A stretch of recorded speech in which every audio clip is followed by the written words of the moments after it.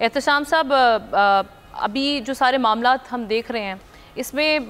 सारी सूरत हाल में आप क्या समझते हैं कि आगे जिस तरह से अज़्म इस्तेहकाम के हवाले से आज के प्रेसर में भी बात हुई और रिएक्शन जो पीटीआई का आया है वो ये कह रहे हैं कि आपने पार्लियामेंट को एतमाद में नहीं लिया, ब्रीफ ही नहीं किया। इस पर हमने ये देखा था एपीसी कॉल करने की दावत दी थी, पीटीआई का भी इस पर पॉजिटिव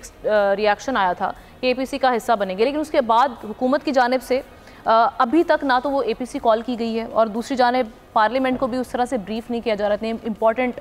ऑपरेशन के हवाले से। फिर जो बनू रिएक्शन था, बनू में जो सारी सूरत हाल बनी उसका फिर आज जो प्रेसर था जो 9 मई से उसको जोड़ा गया, ये किस जाने मामला जा रहे हैं? देखिए हम ना आपने अपने इंट्रो में बात की थी डेडलॉक की। अब देखिए डेडलॉक जो है ना वो बड़ी बदकिस्मती है, हमें हर सतह पे नजर आ रहा है। सियासी जमातों की सतह पे नजर आ रहा है, अदलिया की सतह पे नजर आ रहा है, हुकूमत की सतह पे नजर आ रहा है, एस्टैब्लिशमेंट की सतह पे नजर आ रहा है। और ये तो हम देख रहे हैं एक अरसे से माजराई, टकराव, तसादम, ये उस तरफ जाना बहुत हम देखते हैं तेजी से जा रहे हैं। सारे लोग इस वक्त कर क्या रहे हैं, वो मीडिया के जरिए कम्युनिकेट करने की कोशिश कर रहे हैं। हर सियासी लीडर रहनुमा जो है ना वो उसको आसान काम समझता है कि मैं प्रेस कॉन्फ्रेंस करके अपनी बात कह दूं और फिर मैं किसी को दबाव में लाऊं, प्रेशराइज करके अपनी बात बनवाऊं तो शायद उनकी बात मानी जाए। देखिए अभी बन्नू का कितना जिक्र हुआ है, मुझे जाती तौर पे आमना इस बात का इल्म है कि बन्नू के वाक़े के बाद जब इन्होंने कहा था कि जी हम यहाँ से फौज को केपी से निकाला जाए, तो ये उनको एक मैसेज दिया गया एस्टैब्लिशमेंट की तरफ से कि ठीक है, खास तौर पे गंडापुर साहब को कि चलें हम निकाल लेते हैं, संभालें आप। उसके बाद गंडापुर ने मेरी तला ये है कि इनको कहा कि नहीं जी फॉर गॉड से ये काम मत करें। उन्होंने कहा फिर ये सियासत करने के लिए रोज बयानबाजी करते हैं, जो प्रैक्टिकली चीजें होनी चाहिए, मार हम खा रहे हैं, लाशें हम उठा रहे हैं, क्या सूरत हाल पैदा होगी, आप सिर्फ सियासत कर रहे हैं। उसके बाद गंडापुर साहब ने सॉरी करके उनको कहा नहीं जी नथिंग डूइंग, आप अपना काम करें, हम बात को आगे लेके चलते हैं। देखिए बातचीत नहीं हो रही है आमना, एक अरसे से हम लोग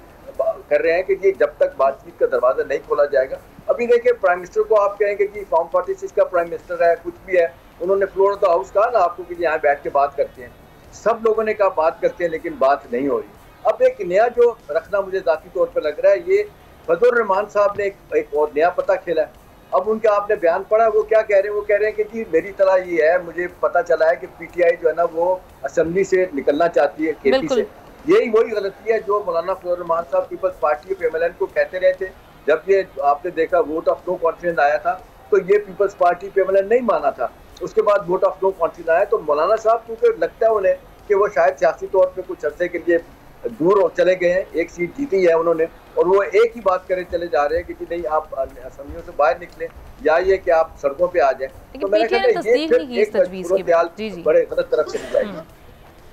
अच्छा, अब दूसरी बात जो है ना हमला बड़ी अहम है कि इस वक्त जो एस्टैब्लिशमेंट कह रही है, हुकूमत कह रही है कि जी ये जो 9 मई है, अब कुछ लोग कहते हैं कि जी 9 मई के तो फैसले होने चाहिए। अब देखें ना बार बार बात आती है 350 के करीब 300 केसेस सिविलियन अदालतों में, 100 के करीब केसेस जो है मिलिट्री कोर्ट्स में, वो सुप्रीम कोर्ट फैसला नहीं कर पा रही। ये जो 300 केसेस है, 350 केसेस, यहाँ पे भले हो सकता है इन्वेस्टिगेशन उसकी पुलिस ने सही नहीं की, प्रोसिक्यूशन का केस कुछ वीक हो, गवाहों का मसला होता है, इन्वेस्टिगेशन का एविडेंस लेने की बात होती है, लेकिन वहाँ हो क्या रहा है, वहाँ सूरत हाल ये है कि वहाँ अदालत में केस चलता ही नहीं है। ट्रायल कोर्ट में बार बार इनके वकला जो है ना वो जाके पीटीआई के नई तारीख ले लेते हैं, या ये होता है कि जो कहते हैं जी जज को बदल दिया जाए, तो वहाँ पे मामला बड़ा स्टैंड स्टिल है। तो एस्टैब्लिशमेंट के लिए बड़ा मुश्किल हो गया कि स्टेज पे वो क्या करे। हुकूमत को कहते हैं तो हुकूमत कहती है हम तो तैयार है करने के लिए। एक सूबा जो दहशतगर्दी की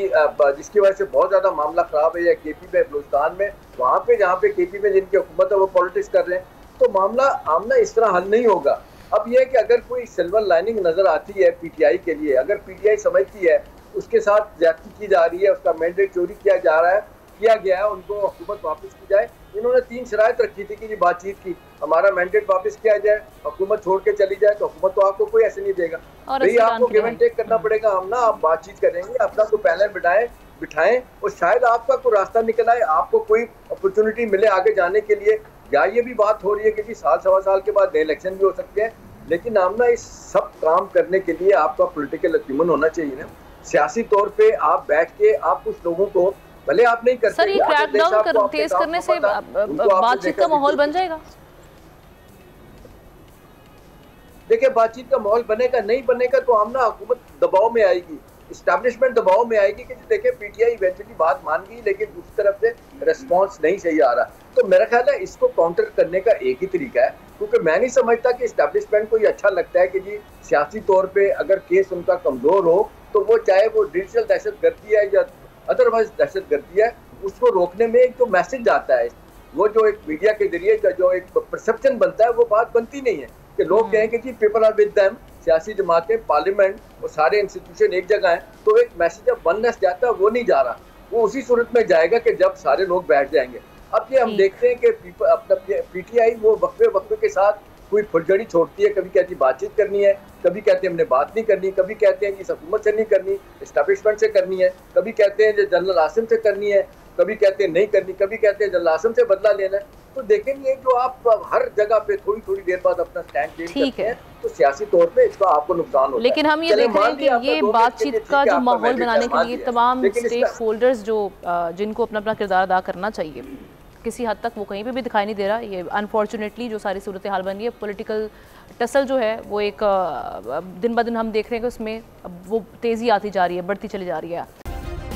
सब्सक्राइब करें और बेल दबाएं ताकि कोई खबर रह न जाए।